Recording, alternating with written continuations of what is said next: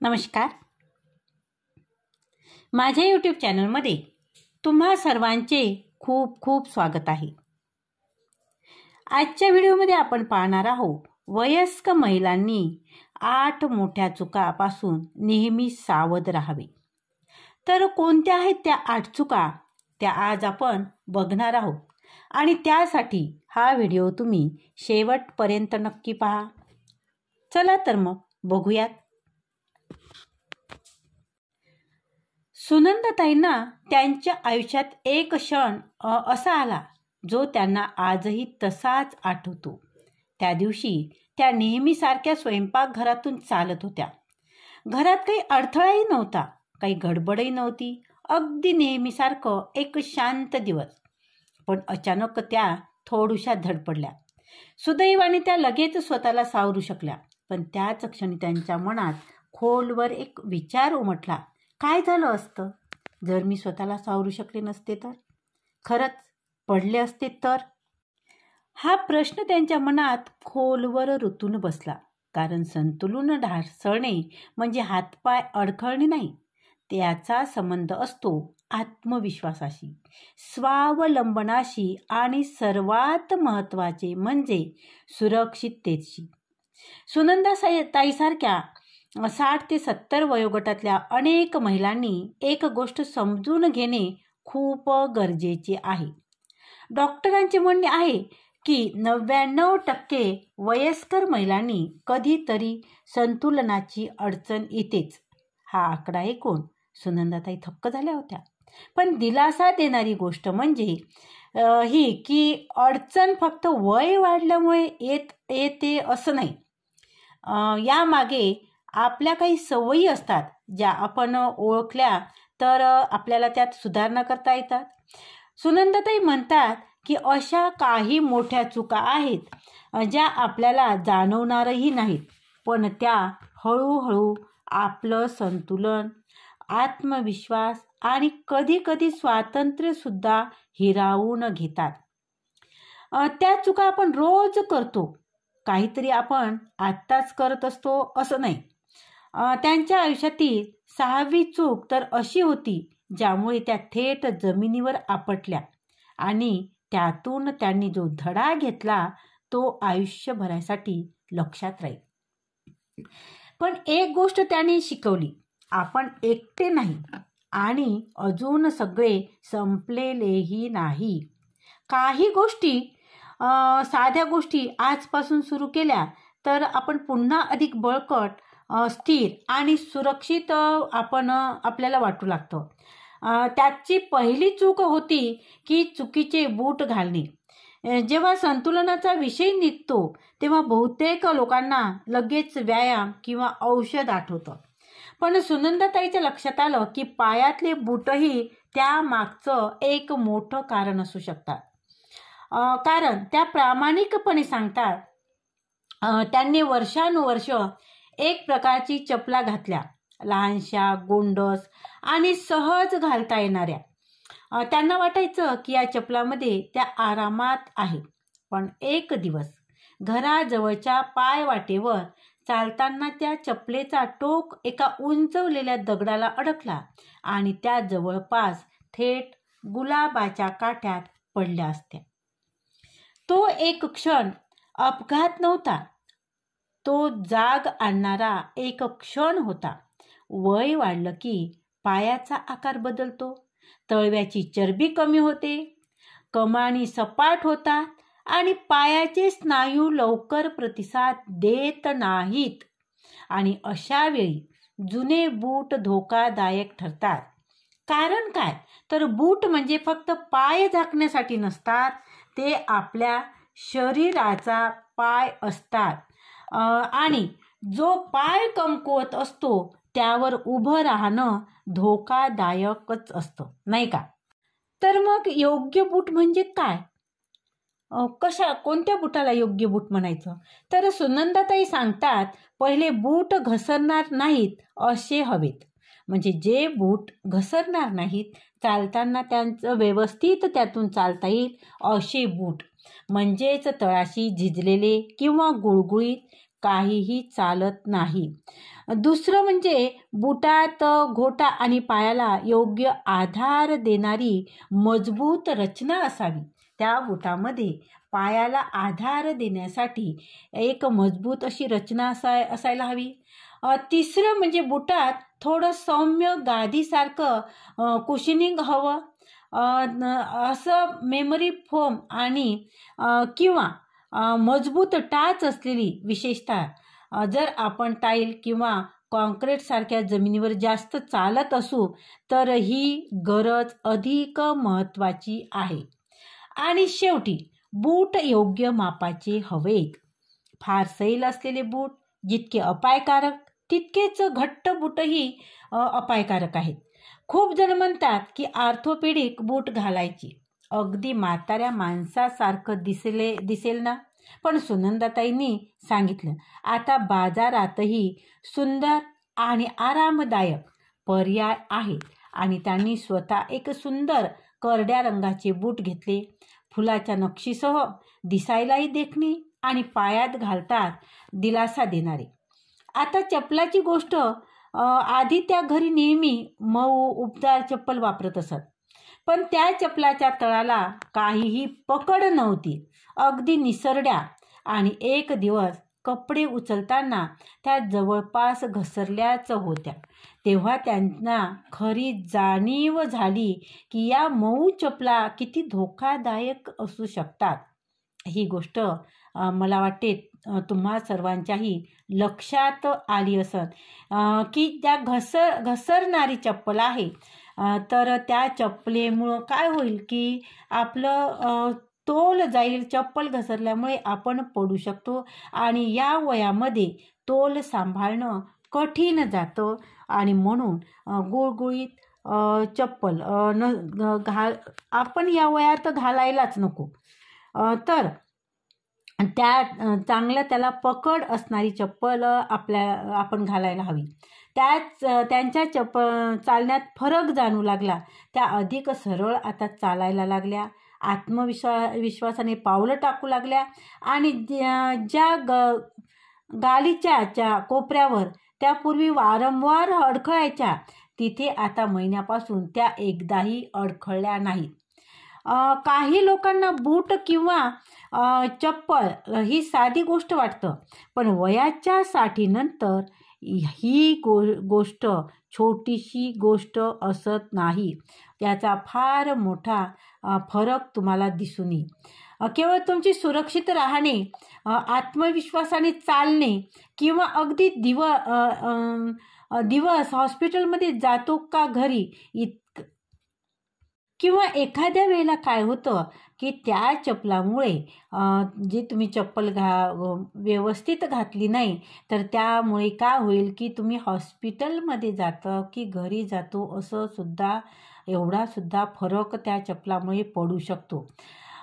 दुसरी चूक अशी आहे की शरीरातील ताकद टिकविण्यासाठी काहीही न करणे. सुनंदाताई आधी वाटायचं त्यांना की ताकद वाढवणारी व्यायाम हे फक्त तरुण लोकांसाठी असतात. म्हणजेच जिममध्ये जायचे, मोठमोठे वजन उचलायचे, जोरात गाणी लावून व्यायाम वर्ग करायचा, हे त्यांचं काहीच नव्हतं. त्यांना वाटायचं की रोज थोडं घरात फिरणं, घरकाम करणं, बागकाम करणं यामुळे पुरेसे व्यायाम होतोय. पण एक गोष्ट त्यांच्या लक्षात आली, तो सगळा व्यायाम पुरेसा नव्हता. वास्तविक पाहता 50च्या पुढे गेलं की पहिले आपलं शरीर दरवर्षी थोडं नव्हे तर भरपूर स्नायू गमावतं आणि हे इतक्या हळूहळू होतं की ते आपल्याला कळतच नाही. आणि जोपर्यंत एक दिवस आपण खुर्चीतून उठताना दोन्ही हातांना जोर देऊन उभं राहतो तोपर्यंत आपल्या ते लक्षातही येत नाही. सुनंदाताई ताईंना उमजलं ते की हे फक्त वय वाढल्यामुळे नाही होत, तर ही ताकद कमी झाल्याची एक खूण असते आणि सुदैवाने ही ताकद पुन्हा मिळवता येते. त्यांनी सुरुवात अगदी साध्या पद्धतीने केली. जिम नाही, महागड्या डंबेल्स नाहीत, फक्त दुकानातून 2 हलक्या वजनाच्या डंबेल्स घेतल्या आणि त्या सोफ्याजवळ ठेवल्या. TV बघता बघता हाताचे व्यायाम, भिंतीला हात लावून हलका पुशअप, खुर्चीवर बसून पाय उचलणे अशा छोट्या हालचाली त्यांनी सुरू केल्या. कधी डंबेल्सशिवाय सुद्धा त्यांनी व्यायाम केले, फक्त शरीराचा उपयोग करून, कारण त्यांचे उद्दिष्ट दिसायला सडपातळ होणं नव्हतं, तर ती ताकद गमावली होती ती परत मिळवणे हे त्याचं उद्दिष्ट होतं. आणि काही आठवड्यात त्यांना फरक जाणवायला लागला आणि त्या सोफ्यावरून आता सहज उठू शकतात, किराणा सामान आणतात, पिशवी उचलणे सोपं वाटतं, चढताना धडपड कमी झाली, जिना चढणे उतरणे, आणि या सगळ्यात महत्त्वाचं, आता त्यांचं शरीर पुन्हा प्रतिसाद देतंय. आपण कधी अडखळतो आणि आपोआप स्वतःला सावरतो, ते क्षण आठवा.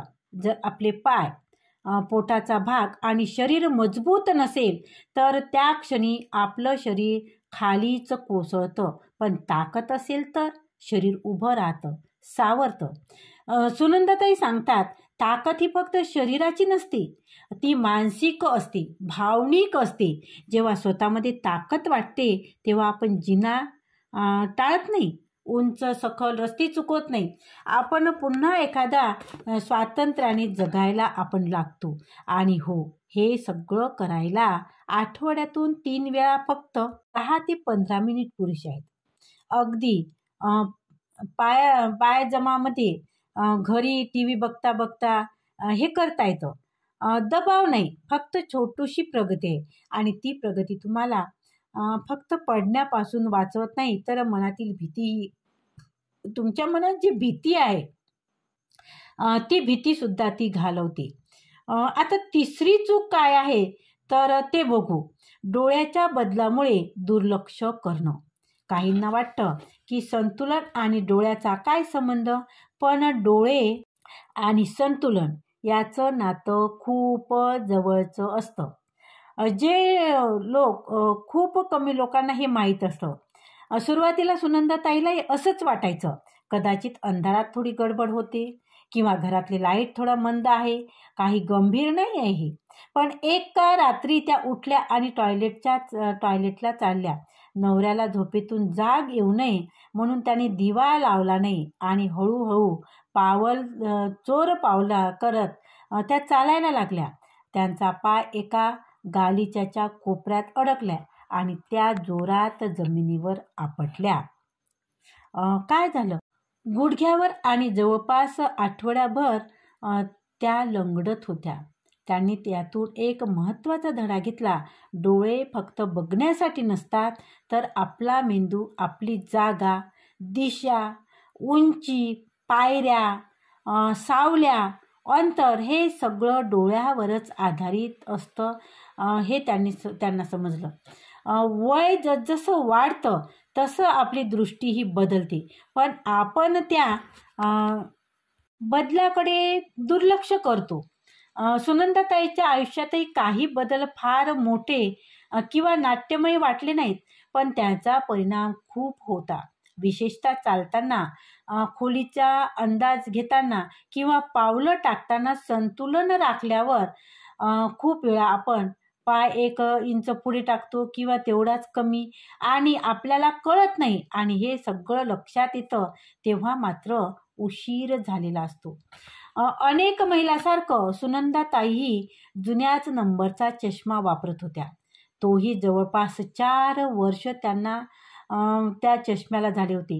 अजूनही तो चालतोय, पण एकदा त्या घसरल्या आणि मग त्यांनी ठरवलं, आता डोळ्याची तपासणी करूनच घ्यावी लागणार. डॉक्टरांनी त्यांना सांगितलं की त्यांचा नंबर बदललेला होता. आणि त्याच वेळी त्यांना असंही समजलं की आता काही नवीन सुविधा आहेत, जसं की अँटी ग्लेअर कोटिंग किंवा मंद प्रकाशात स्पष्ट दिसणाऱ्या लेन्स. हे छोटेसे बदल होते, पण त्याचा मोठा फायदा झाला. आता फक्त चष्मा पुरेसा नाही आहे, प्रकाश व्यवस्थाही तितकीच महत्त्वाची आहे. घरात मंद झुंबर, बाथरूममध्ये कमकुवत बल्ब किंवा कॉरिडॉरमध्ये अंधार हे सगळं रात्रीचं चालणं कठीण करतं आणि संतुलन तुमचं बिघडवतं. आणि म्हणून सुनंदाताईने बेडरूम, कॅरिडॉर आणि बाथरूममध्ये छोटीशी लाईट्स लावली, जे सहज मिळणारे आणि लावायलाही सोपे होते. पण त्यांनी रात्री चालताना एक वेगळाच आत्मविश्वास दिला. जर चष्मा ओरखडलेला, फार जुना किंवा सध्याच्या दृष्टीने न शोभणारा असेल, तर तो रोज रोज धोका निर्माण करू शकतो. जर घरात अंधुक कोपरे किंवा सावल्याने भरलेल्या जागा असेल, तर डोळ्यावरचा ताण मात्र वाढतो आणि यातूनच काय होतं मग? चक्कर येणे, गोंधळ निर्माण होणे, थकवा, कधीकधी भोवळ येणे म्हणजे चक्कर येणे असं सुद्धा होऊ शकतं. आणि म्हणून स्वतःवर उपकार म्हणून त्यांनी काही सोप्या गोष्टी केल्या. चष्मा स्वच्छ ठेवणे, वेळेवर तपासणी करणे, घरातले बल्ब बदलवणे, जे जे बल्ब अधिक प्रकाशमान आणि उबदार रंगाचे त्यांनी लावले, कारण आपलं संतुलन आपल्या दृष्टीपासून सुद्धा सुरू होत असतं. आणि जर आपल्याला नीट दिसत नसेल तर आपण पावले कशी नीट टाकणार, नाही का? आता इथे चौथी चूक आपण बघू. औषधाच्या साईड इफेक्टकडे दुर्लक्ष करणे. ही गोष्ट सुनंदाताईच्या आयुष्यात फार जवळची ठरली. काही वर्षापूर्वी त्यांना मधून चक्कर यायची आणि म्हणून डॉक्टरांनी रक्तदाबासाठी एक नवीन औषध त्यांना दिलं. त्यांनी ते नियमित घेतलं आणि वाटलं की आता बरं वाटेल. पण उलटं झालं. त्यांना अजूनच असंतुलित वाटायला लागलं. जेव्हा त्या सोफ्यावरून उठायच्या तेव्हा खाली थोडं वाकलेलं त्यांना वाटायचं. सुरुवातीला त्यांना हे थकल्यामुळे किंवा पाणी कमी प्यायल्यामुळे होतंय असं त्यांना वाटलं, असं त्यांनी गृहीत धरलं. पण आतून कुठेतरी त्यांना जाणवत होतं की काहीतरी चुकतंय. आणि एक दिवस त्या पटकन उठल्या आणि थेट कॉफी टेबलला आपटल्या. पडल्या नाही सुदैवाने, पण त्या क्षणी त्या खूप घाबरल्या. त्याच रात्री त्यांनी त्या गोळ्याच्या बाटलीवरची बारीक अक्षरे वाचली आणि तिथे स्पष्ट लिहिलं होतं की ही गोळी चक्कर किंवा संतुलन बिघडवू शकते. त्यांना वाटलं हे आधीच लक्षात घेतलं असतं तर बरं झालं असतं, नाही का? वय वाढलं की शरीराचं औषध पचवण्याचं प्रमाण बदलतं. 50ला योग्य वाटणारा डोस 70ला जेव्हा तुम्ही येता तेव्हा तो खूप जड पडतो. आणि त्यात जर आपण अनेक औषधी एकत्रित घेत असू तर त्याचा परस्पर परिणाम डॉक्टरांना सुद्धा लक्षात येत नाही. डॉक्टरांच्या सुद्धा लवकर लक्षात येणार नाही. आणि म्हणूनच आपल्याला आपल्या शरीरासाठी आवाज उठवावा लागेल, तो सुद्धा आपल्याला. डॉक्टर दररोज अनेक रुग्ण पाहतात, पण आपल्या शरीरात रोज आपणच जगत असतो. आपलं शरीराचं आपल्यालाच माहीत असतं आणि त्यामुळे काही छोट्या गोष्टी आपण सुद्धा समजून घेणं तेवढंच महत्त्वाचं आहे. आता सुनंदाताई सांगतात, जर काहीतरी वेगळं वाटत असेल, जसे की चक्कर येत आहे, थकवा येत आहे, डोकं हलकं वाटत आहे, तर हे लक्षात ठेवा, लिहून काढा आणि डॉक्टर किंवा औषध विक्रेत्याजवळ सविस्तर यादी घेऊन जा, ज्यात सर्व औषध, अगदी अंगदुखीची गोळी, व्हिटॅमिन्स, चहा बिस्किटसोबत घेतलेली पूरक गोळीसुद्धा असावी. आणि जेव्हा त्यांनी हे सगळी माहिती डॉक्टरांना दिली तेव्हा डॉक्टरांनी औषधाचा डोस मात्र कमी केला. आणि असे आश्चर्य म्हणजे काय, तर लगेच चक्कर येणं त्यांचं थांबलं, संतुलन सुधारलं, आत्मविश्वास परत आला. आणि म्हणूनच सुनंदाताईचा सल्ला अगदी स्पष्ट आहे. तुमचं शरीर जेव्हा काही सांगतं तेव्हा ते ऐका, मनावर विश्वास ठेवा, गोळ्याचं लेबल वाचा, शंका असेल तर प्रश्न विचारा. आणि हे तर वयानं होतं असं म्हणून त्याकडे दुर्लक्ष करू नका, कारण अनेकदा ते वयानं होत नाही, ते औषधामुळे होतं. आणि कधीकधी एक छोटीशी सुधारणा तुमच्या रोजच्या आयुष्यात खूप मोठा फरक घडवून आणते. पाचवी चूक बघू. काठी न वापरता फर्निचरचा आधार घेणे. सुनंदाताईने खूप काळ स्वतःलाच समजावत ठेवले, मला काठीची गरजच नाही, मी स्वतंत्र आहे, मला सगळं जमतं. कधीमधी त्या खुर्चीचा आधार घ्यायच्या, स्वयंपाकघरात ओट्यावर टेकायच्या. पण त्यांच्या मते याचा अर्थ विशेष अर्थ नव्हता. पण खरं म्हणजे हेच त्यांचं चुकलं होतं. त्या जे करत होत्या तेच अनेक वयस्कर लोक नकळत करत असतात. घरात चालताना खुर्च्या, टेबल, कपाट, ओटा यांना हात लावून स्वतःला ते सावरत राहतात. यालाच इंग्रजीत फर्निचर वॉकिंग असं सुद्धा म्हणतात. फर्निचर वॉकिंग याचा अर्थ की कुठल्याही गोष्टीला धरून आधार घेऊन त्याच्या आधाराने चालणे किंवा त्याच्या आधाराने आपलं बॅलेन्स सांभाळणे. तर त्या फर्निचर वॉकिंग करत होत्या आणि हे बघायला साधं वाटतं, कारण यात काही विशेष वाटत नाही. पण खरं तर हे खूप धोकादायक आहे. याच्यात खूप धोक्याचे संकेत असतो. सुनंदाताईला वाटायचं त्या स्वावलंबी राहिल्या पाहिजेत, पण आतून त्या घाबरलेल्या होत्या. जर मी काठी वापरली तर लोक काय म्हणतील? मी आता कमकुवत झाले आहे का? असं वाटेल का लोकांना? हे विचार त्यांच्या मनात यायचे. आणि एक दिवस त्या झोपेच्या खोलीतून हॉलमध्ये कपड्याच्या भरलेली टोपलं घेऊन चालत होत्या आणि हात दोन्ही त्यांचे व्यस्त होते. त्या लाकडी जमिनीवर पाय ठेवतात आणि त्यांचं शरीर थोडं झुकतं आणि इतकंच पुरेसं होतं. त्या थोडक्यात टेबलावर आदळल्या असत्या. तो प्रसंग इतका घाबरवणारा होता की त्यानंतर त्यांच्या मनात काहीतरी बदल घडला. त्या आठवड्यातच त्या बाजारात गेल्या आणि तिथे एक सुंदर फुलाच्या नक्षीची हलकी पण मजबूत काठी त्यांनी पाहिली. काठी पाहून त्यांच्यावर हसू आलं. ती धरायलाही खूपच आरामदायक होती आणि सर्वात महत्त्वाचं म्हणजे ते वापरताना त्यांना लाज वाटली नाही.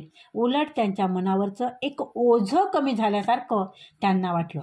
आता त्या फर्निचरचा आधार घेत नव्हत्या, तर अशा गोष्टींचा आधार घेत होत्या की जी खास त्यांच्यासाठी, त्यांच्या सुरक्षिततेसाठी त्यांनी बनवलेली होती. आणि त्या दिवसापासून सुनंदाताई अधिक सरळ चालायला लागल्या. पावलामध्ये आत्मविश्वास आला आणि दर काही पावलांनी स्वतःला सावरण्याची गरजच त्यांना उरली नाही. मजेशीर गोष्ट म्हणजे आजपर्यंत कोणीही त्यांच्याकडे दयेच्या नजरेनं पाहिलं नाही. उलट अनेकांनी विचारलं, वा, ही काठी किती सुंदर आहे.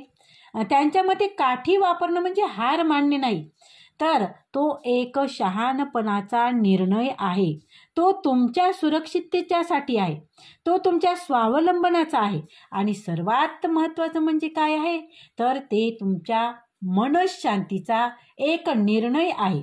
जर तुम्ही हल्ली सतत फर्निचरचा आधार घेत असाल किंवा अगदी काही लागलं तर या विचाराने का होईना की तुम्ही फर्निचर पकडत असाल, तर तुमचं शरीर तुम्हाला सांगतंय की मला आधार हवा, मला आधाराची गरज आहे. त्याचं तुम्ही ऐका. हे ऐकणं म्हणजे कमजोरी नाही. तुम्ही शरीराकडे लक्ष द्या किंवा शरीराचं तुम्ही ऐका. ते म्हणजे स्वतःकडे जबाबदारीनं पाहणं आहे, कमजोरीचं लक्षण नाही. आता 6वी चूक बघू. संतुलन टिकवण्यासाठीचे व्यायाम टाळणे. सुनंदाताई प्रामाणिकपणे सांगतात, त्यांना तर आधी माहीतच नव्हतं की संतुलनाचे सुद्धा व्यायाम असतात. एकदा त्या स्थानिक केंद्रात एक वेलनेस वर्गात सहभागी झाल्या. त्यांना वाटलं जरा स्ट्रेचिंग असेल, कदाचित थोडा योगा, पण प्रत्यक्षात एका पायावर उभं राहणं, टाच, अंगठा एकावर एक ठेवून चालणं, हे सगळं इतकं अवघड वाटलं की त्या आश्चर्यचकित झाल्या. पहिल्याच दिवशी त्यांच्यासाठी डोळे उघडणारा अनुभव होता. त्यांच्या लक्षात आलं की त्यांनी कधीच आपल्या संतुलनावर काम केलं नव्हतं. त्यांना वाटायचं की श्वास घेणे, डोळे मिचकवणे यासारखे संतुलनही आपोआप होते किंवा त्यामुळे आपोआप संतुलन राखलं जातं. पण खरं तर वय वाढल्यानंतर संतुलन हळूहळू कमी होतं. आपले घोटे कडक होतात, पोटाचे स्नायू कमकुवत होतात आणि मेंदू हालचालीच्या छोट्या छोट्या समतोलाच्या सवयीसुद्धा विसरतो. पण त्यांचं खूप छान एक वाक्य आहे, संतुलन पुन्हा शिकता येतं. 70, 80 किंवा त्याही पुढच्या वयात सुद्धा शरीर शिकण्यास तयार असतं. फक्त आपण त्याला चालना दिली पाहिजे. त्यांनी सुरुवात साध्या पद्धतीने केली. दात घासताना एका पायावर 15 सेकंद उभे राहणे, टाच अंगठा ठेवून चालणे, खुर्चीला धरून डाव्या उजव्या पायावर वजन पेलणे. या गोष्टीसाठी काही खास साधनं लागली नाही, वेळ लागला नाही. फक्त थोडी त्यांना जाणीव त्यांना झाली आणि त्यांनी थोडे प्रयत्न त्यांना करावे लागले. आणि मग हे प्रयत्नातून काय झालं की त्यांना अधिक स्थिर वाटायला लागलं.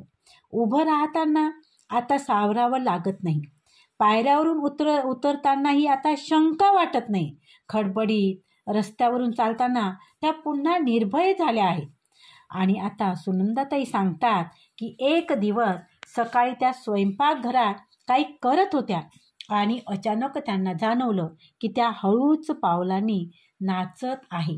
कितीतरी वर्षानंतर पहिल्यांदाच असं केलं होतं त्यांनी. आणि त्याच वेळी त्यांना जाणवलं की संतुलन हे फक्त शरीराचं नसतं, ते मनाचं सुद्धा असतं. ते आत्मविश्वासाचं एक लक्षण असतं. आणि सगळ्यात महत्त्वाचं म्हणजे ते आपल्या शरीरावर पुन्हा एकदा विश्वास ठेवण्याचं पहिलं पाऊल असतं. जर कोणाला माहीत नसेल की संतुलन सुधारायला सुरुवात कुठून करायची, काय करायला पाहिजे, संतुलन कशामुळे येतं, तर त्यांच्यासाठी आजूबाजूला भरपूर मुक्त साधन उपलब्ध आहेत. यूट्यूबवरचे मार्गदर्शक व्हिडिओ आहेत, वयस्करांसाठी खास व्यायाम वर्ग आहेत आणि संतुलन सुधारण्यासाठीच्या टिप्ससुद्धा आहेत. आणि काही विमा योजना तर ऑनलाईन क्लासेसही देतात. सुनंदाताई एक गोष्ट ठामपणे सांगतात, पडल्यानंतरही संतुलन सुधारायचं ठरवू नका. याला दात घासण्यासारखी रोजची सवय समजा, जी थोडासा वेळ घेते पण काळानं संपूर्ण आयुष्य घडवू शकते. आठवड्यातून फक्त काही वेळ, दरवेळी 5 ते 10 मिनिट इतकंच प्रयत्न तुम्ही जरी केले तरी तुमचं भविष्य किती सुरक्षित तुम्ही करू शकता, नाही का? हे तुम्हाला कळायला हवं किंवा हे कळण्यासाठी ते केल्यानंतर त्याचा परिणाम तुम्हाला दिसून येईल. आता 7वी चूक ही आहे की पाणी कमी पिणे. बघा, पाणी कमी पिणे. सुनंदाताईला वाटतं की वाढत्या वयात त्यांनी जे काही शिकलं त्यात हे सगळ्यात धक्कादायक आणि दुर्लक्षित गोष्ट होती. पुरेसं पाणी न पिणे हे तुमच्या संतुलनावर परिणाम करतं, हे त्यांना आधी माहीतच नव्हतं.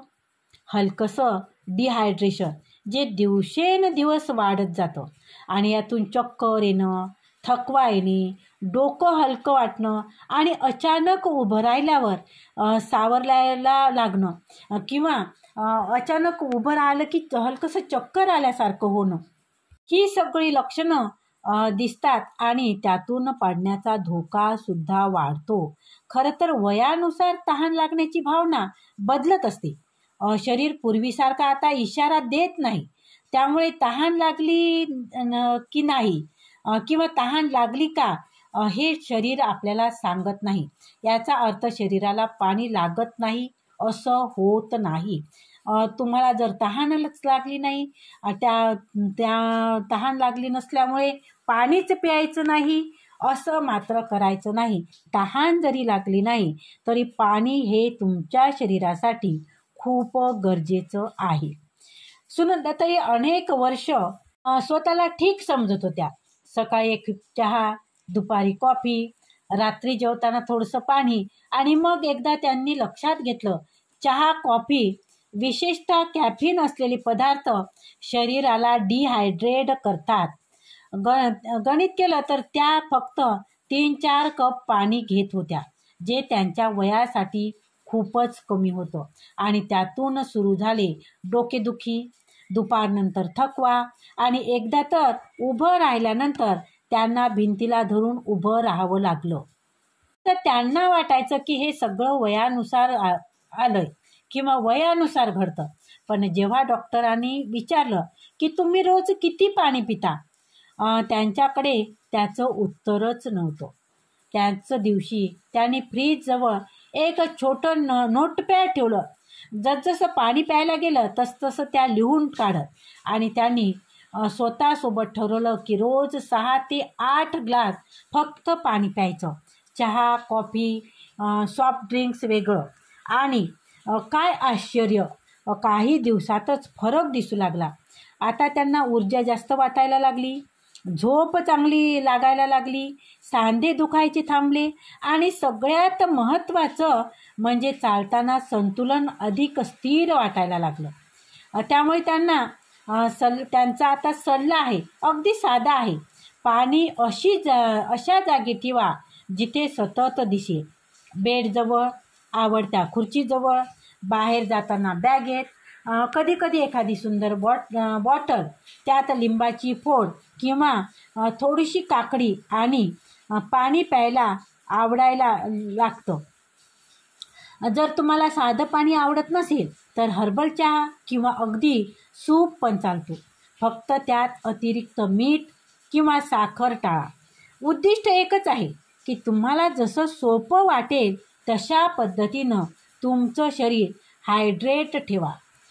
बाहेरून साधी वाटणारी ही गोष्ट आहे, पण वयानुसार ती अतिशय महत्त्वाची ठरते.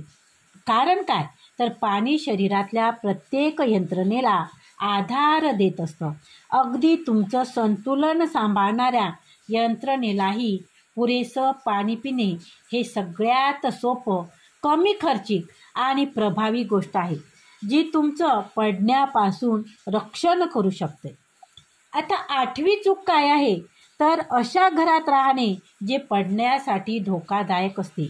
सुनंदाताई म्हणतात की शेवटची गोष्ट फारच सामान्य वाटणारी असते, त्यामुळे त्या लक्षातही येत नव्हती जोपर्यंत एखादा अपघात घडत नाही. त्या म्हणतात पडण्यासाठी अयोग्य घरात राहणं म्हणजेच आपण आपले सगळं आयुष्य घरातच घालवतो. पण वर्षानुवर्ष ज्या गोष्टी आपण नजरेआड केल्या असतात त्या वयानुसार एक दिवस धोका बनतात.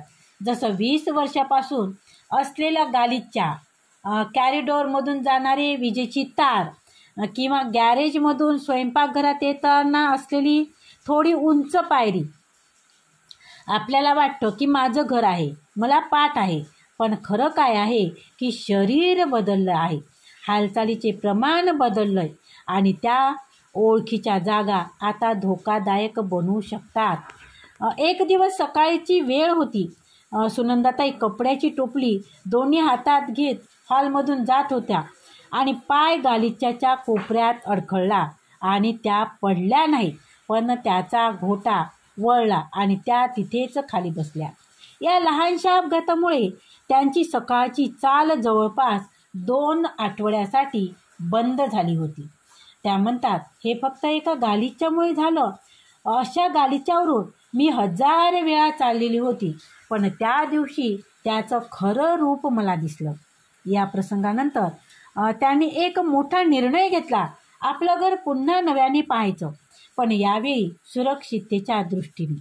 आणि मग त्यांच्या लक्षात आलं की बाथरूममध्ये धरायला काही नव्हतं, केवळ गुळगुळीत टाईल्स आणि सरकणारी चटई. हॉलमध्ये केवळ मंद प्रकाश आणि किचनमध्ये वापरण्याची भांडी इतकी खाली ठेवलेली होती की उचलताना त्यांना वाकावं लागायचं. सुनंदाताई म्हणतात हे सगळं मला आधी सामान्य वाटायचं, पण आता ते धोके बनून उभे राहिले होते. आणि त्यामुळे त्यांनी काही साधे पण परिणामकारक बदल केले. त्यांनी आता सैलसर गालिचा काढून टाकला आणि नॉनस्टिक मॅट्स टाकल्या. बाथरूममध्ये आणि टॉयलेटजवळ ग्रॅब बार बसवलं. मंद बल्बच्या जागी आता त्यांनी तेजस्वी LED दिवा लावला. हॉलमध्ये मोशन सेन्सर, नाईट लाईट बसवला आणि रोज वापरणारी भांडी कंबरे इतक्या उंचीवर त्यांनी आता हलवली. हे सगळा बदल फारसा खर्चिक नव्हता, पण सुनंदाताईंना मिळाली होती ती मनःशांती. त्यांनी हेही स्पष्ट केलं, घर बदलणं म्हणजे आपण वृद्ध झालो आहोत असं म्हणणं नाही, असं अजिबातच नाही. उलट ही आपली स्वतःची काळजी आहे, स्वतःची काळजी घेणे आहे आणि काळजी घेण्याची एक चांगली कृती आहे. यामुळे जर घरात नातवंड, पाहुणे किंवा मित्र आले तरी घर त्यांच्यासाठी सुरक्षित बनतं. सुनंदाताईंनी त्यांच्या अनुभवावर आधारित सोपी चेकलिस्ट सांगितली. सैलसर गाडीच्या काढा, जमिनीवर पडलेल्या तारा, वायर त्या बाजूला काढा किंवा चिकटवा. बाथरूममध्ये ग्रॅब बार नक्की लावा, फक्त शॉवरमध्येच नाही. टॉयलेट जवळही लावा. रोज वापरणाऱ्या वस्तू कंबरे इतक्या उंचीवर ठेवा. पाय थकत असतील तर शॉवरमध्ये बसण्यासाठी एक खुर्ची ठेवा आणि जिन्यांना दोन्ही हातांनी रेलिंग लावा. हे सगळं फार मोठं नसेल, पण हे बदल तुमचं घर बनवतात. जास्त सुरक्षित वाटते, सोयीचं वाटेल आणि तुम्हाला एक आधार देणारे हे जे बदल केले तर त्या बदलामुळे तुम्हाला सुरक्षित वाटेल, तुम्हाला त्यापासून आधार बनेल आणि एक तर तुम्हाला सोयीचं सुद्धा वाटेल. आणि यातून मिळतं तुम्हाला स्वातंत्र्य, आत्मविश्वास आणि पडलं असतं तर काय ह्या भीतीपासून तुमची सुटका. कारण काय तर हे सत्य हे आहे की अधिकांश अपघात हे घरातच होतात. आजपर्यंत आपण जे काही आपण सर्वे केला तर म्हाताऱ्या माणसांचे अपघात हे मात्र घरातच होतात, की काही अशा गोष्टी की त्यामुळे ते अपघात घडत असतात. आता ते आपल्याला टाळता येतात. त्यासाठी सजग तयारीने आपण ते टाळू सुद्धा शकतो. सुनंदाताई सल्ला देतात, तुमच्या घराकडे एकदा नव्या नजरेने बघा. स्वतःला असा प्रश्न विचारा, जर मी इथे पहिल्यांदाच आले असते तर इथे सुरक्षित वाटण्यासाठी काय असायला हवे होते. आणि मग मी रोज थोडासा बदल करत तुम्ही राहा. या 8 चुकांमध्ये काही अशाच असतात की ज्या छोट्या वाटतात. उदाहरणार्थ पाणी कमी पिणे, जुना बुटावर विसंबून राहणे. काही चुका मोठे धोके निर्माण होतात, जसे की डोळ्याच्या ताकदीमुळे दुर्लक्ष करणे किंवा औषधाच्या साईड इफेक्टकडे लक्ष न देणे. पण हळूहळू या सगळ्यांचा एकत्र परिणाम असा होतो की आपले संतुलन, आपला आत्मविश्वास आणि आपले स्वातंत्र्य हिरावून घेतलं जातं. पण सुनंदाताई म्हणतात, हे सगळं वयानुसार स्वाभाविक आहे असं गृहीत धरू नका. तुमच्याकडे ताकद आहे, तुमच्याकडे निवड आहे आणि तुम्ही एकटे नाही आहे. जर कधी तुम्ही पडल्याची भीती वाटत असेल, एखाद्या सामाजिक कार्यक्रमाला टाळलं असेल किंवा मनात विचार आला असेल, पडलं तर आणि कोणीच जवळ नसेल तर ही गोष्ट तुमच्यासाठीच आहे. सावध राहणे म्हणजे कमजोरी नाही, ती एक शहाणपणाची खूण आहे, शहाणपणाचं एक लक्षण आहे. बदल करणं म्हणजे हार मानणं नाही, ते एक धाडसाची कृती आहे. तुम्ही दाखवलेलं ते एक धाडस आहे. संतुलन राखणे म्हणजे डगमग नव्हे, तर स्वतःवर पुन्हा विश्वास ठेवणे आणि पुढे चालणे. आणि आता सुनंदाताई एक छोटा प्रश्न विचारतात, या 8 चुकांमध्ये अशी कोणती गोष्ट होती जी ऐकून तुम्हाला खरंच आश्चर्य वाटलं, किंवा अशी कोणती गोष्ट आहे की जी तुम्ही आजपासून बदलणार आहात. कृपया तुमचं उत्तर खाली कमेंटमध्ये नक्की लिहा, कारण तुमचं उत्तर दुसऱ्यांना सुद्धा प्रेरणादायी ठरू शकतं. त्यांना पुन्हा स्वतःच्या स्वतःमध्ये ताकद शोधण्यासाठी मदत करू शकता. जर तुम्हाला हे मार्गदर्शन उपयोगी वाटत असेल तर कृपया एक लाईक करा व्हिडिओला लाईक करा, व्हिडिओ शेअर करा, कमेंट मात्र जरूर करा. आणि चॅनलवर जर तुम्ही नवीन असाल तर चॅनलला सबस्क्राईब जरूर करा, कारण असेच ज्ञानवर्धक व्हिडिओ तुम्हाला पाहायला मिळतील. आणि बेल आयकॉनला क्लिक करा, कारण सगळ्यात पहिले व्हिडिओ तुमच्याकडे पोहोचेल. तर खूप खूप धन्यवाद. सुरक्षित राहा आणि खूप खूप धन्यवाद.